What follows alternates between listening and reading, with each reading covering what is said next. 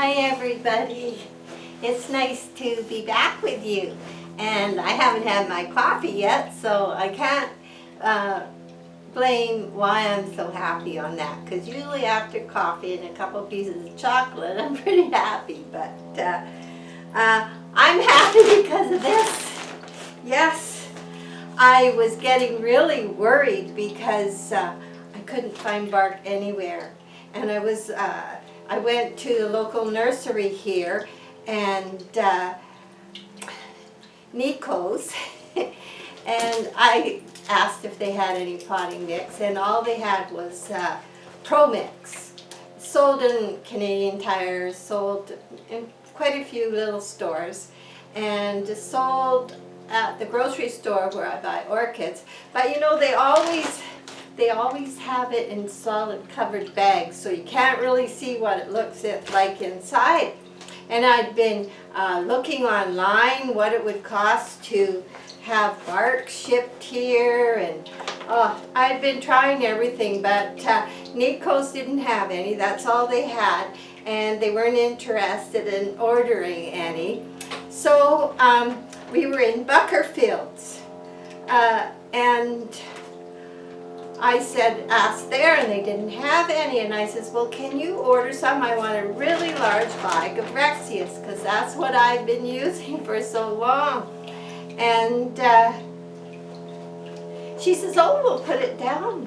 Well, I had waited a week. I hadn't heard anything, but they had written down what I wanted and my name, and I hadn't heard anything, so I sent an email to Forest View Gardens in Agassiz on the coast, because that's where I ordered my slipper orchids, and the one fell, and my dendrobiums, which are outside, and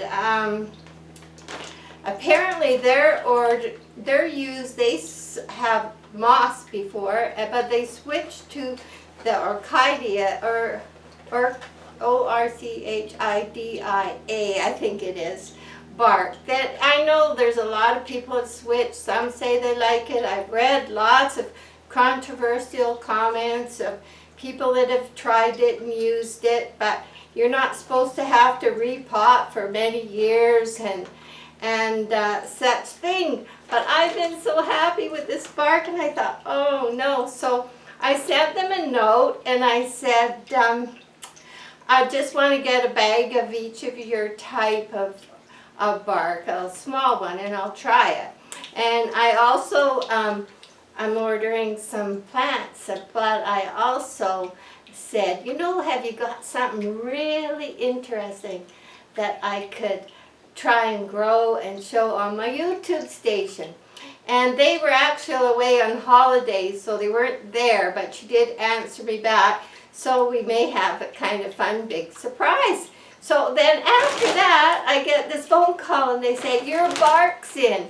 So not knowing what size or what came down, I've been so happy for 3 days, because I got Rexius bark. It looks beautiful. It's a huge, it's a huge big bag. It is, you see, 56.6 liters, and this is medium bark, and it looks really nice. I'm really pleased, because I've been using the larger one than the medium, and it lasts longer because of that. But some of the small pots, so it works like this: the larger the pots, the larger the bark, or any media, like the larger your particles are, the more water is going to flow through quicker and be shed by the larger bark. The smaller the pieces of media get, the more area the water flows through, and the more moisture it holds. And so with the smaller pots, this will be so much better, because they're the ones that dry out on me, and the big ones don't dry out at all. So I probably will be getting some perlite. I'm going to try and get some large perlite to mix with this when I have to repot a big pot. But I'm so happy with bark and I'm so used to it. And they're doing pretty well. They got over the smoke that we had, and they were just hanging. I was so worried when I brought them in, but the skies are clear. And I brought them back out yesterday, so they're all here. And that's why, another thing I want to talk to you about. I brought them in back out here, because I need to clean the windows where they were for winter. But more important than that is I want them to bloom. I want them to spike. I want to have them spiking for winter. So now, if I was in a nursery, they have many ways of inducing spikes. Some ways they have walls of where water runs through and fans to cool the air. Some put air conditioning. Some also put extra shade. If they don't want them to start spiking till a certain time, they have the temperature up higher. If it's a real high temperature, they won't spike. But when you start getting to changes of temperature, cooling down, then it's gonna induce them to spike. Now, I put them back in the house, and if you haven't got somewhere you could put yours, you could open windows, put them in a room that still gets light, but you can open windows to cool them down, or air conditioning in a room. Something like that will help you initiate that cooler temperature. And that's why I brought them out. So this morning when we got up about 6 a.m., it was 57 out here. Right now it's 79, and it's about 90 up at the greenhouse in full sun right now. And so, but what's happening, we're going up to 80s in the daytime. And it gets hot in here because this is all glass. But then at night we're dropping. And if you're dropping like maybe 10 to 15 degrees at night, but then they get warm again in the daytime, that over a period of a couple weeks is enough, and then you can bring them in, and then they get normal temperature. That should have really helped. And I was reading a couple good, I really like the St. Augustine Orchid Society. I read a lot of their stuff.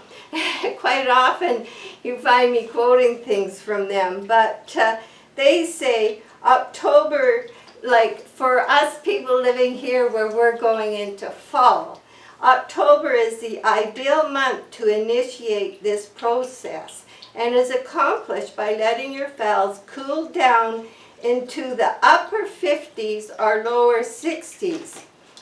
The trick is that they must also warm up the next day 25 degrees or more. So that is happening in this room. So the change in temperature is the most critical component in the initiation of spikes. Most greenhouse growers find that spike initiation occurs without trying, but indoor growers may have to consciously create these conditions to obtain flowers. So, and I also found another article that was pretty good too, and they explained all the different ways the greenhouses are it's called Culture Corner. They put out quite a bit of good information. Probably if you I should show this to you up close. This is their third article of 4 articles, but it says Culture Corner, and then down here it says www.aos.org.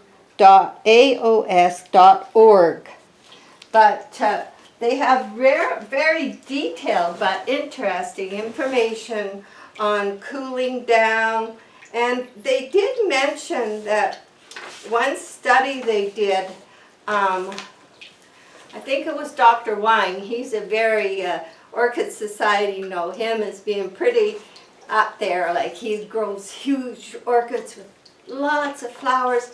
And he does do temperature initiation for spiking, but he also uses a CalMag fertilizer, which I haven't done, but I did start adding some broken brick to mine. But the CalMag, I did read in here, and I don't know the amounts, it was just kind of in passing. And interesting. Oh, here's where it is. How long, let's see. If you read, Dr. Wine actually says to increase the shade if you want to withhold flowerings at a later time and produce carefully controlled temperatures and feeding besides the temperature drop. And then they're talking about southern Texas. Anyway, there's lots of information there. So I brought mine out. I'm hoping to leave them a couple weeks out here. I usually bring them in. I put them out every other year. It was just the smoke that had me bringing them back in. So now they're back out here. I should be leaving them till the end of September. And that should be enough. I'll bring them back in. Unless there's some unusual weather occurrence. And I hope all you, where you are having unusual weather occurrences down on the East Coast, the Carolinas, stay safe. They scare us when they say things like that. Oh, and the bark was, for this big bag, how much do you think it was? Well, this was the other reason I like this bark, because, you know, if you've just got one or two orchids, or even half a dozen, then, you know, you can get by with this, the orchids, the media that you buy in the store. Just make sure it's not all soil looking. Make sure you got chunky pieces in there. And there's Schultz. I used to use Schultz quite a bit before I went through one whole bag of this. Never thought I would, but anyway, surprised to find this was $30. That's with tax. I was so happy. I was just so happy. Like 3 days later, oh, I got my orchid. So yes, I like it. And when you're switching from moss to bark, the most critical time is the initial first couple months after you've made that change. Because once, for one thing, they've gone through all this, the process of transporting it to the store, how the store looked after it, being packed very tight in moss because they have to water less. That brings the cost down in these big greenhouses. And they've been going through all these stages to get them to you. So they've had a lot of stress before you even brought them home. And then they have different temperatures, different humidities, a lot of varying circumstances. So then you get it and it's so packed. And now you got to decide, like, you have to repot it. And as far as I'm concerned, if it's come from a grocery store and it's packed ASP, you got to repot it. So then you make your decision. Okay, are you going to use, are you going to put it in moss but fluffily? Or are you maybe going to switch to bark but do it gradually? Use some moss mixed in, because the moss will probably deteriorate quicker than the bark will. But then still, you could do it that way and then switch right to bark. I like bark, And once they're used to it, they're very happy. And the one thing I'm trying to control, and I've been trying a few things, is that first few months, because you soak your bark for 24 hours. I do. And that helps. But my bigger pieces, more so than what I have now,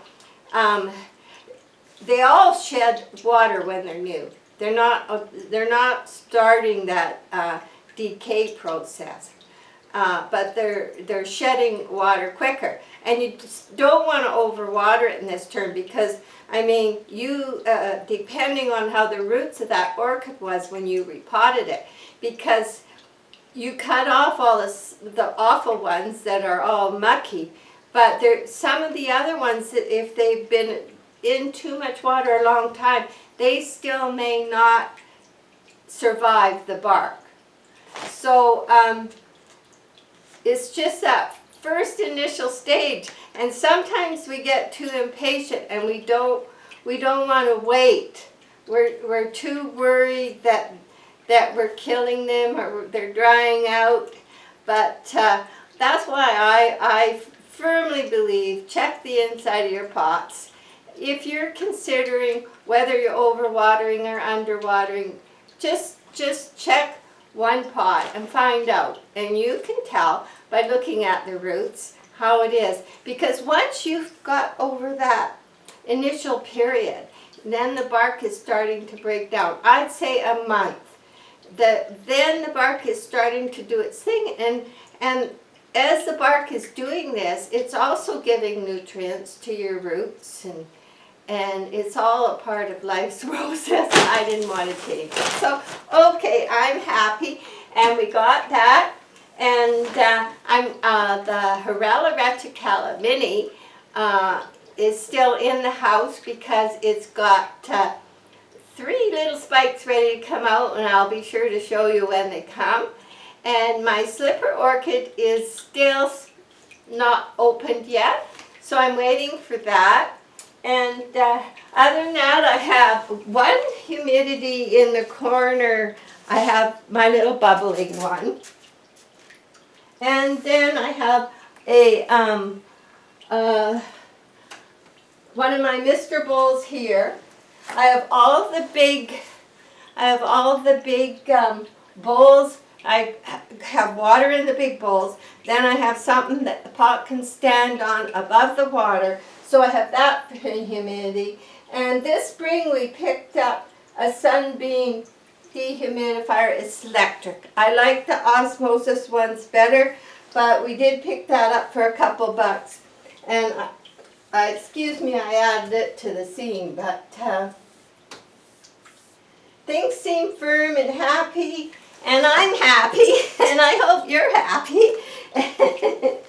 And Maggie, just before we go, Maggie had a upsetting problem yesterday. We wanted to send, I got some really record tomatoes out there, and I wanted to go get some pictures. So I went out to the garden to get some pictures, and she follows me everywhere I go. So then I went into the greenhouse because it was evening, and I closed it up so the raccoons don't get in and eat the fish. So I was closing it up, and I went in and fed the fish. But she got behind me, and I didn't notice that she wasn't with me when I closed the door. And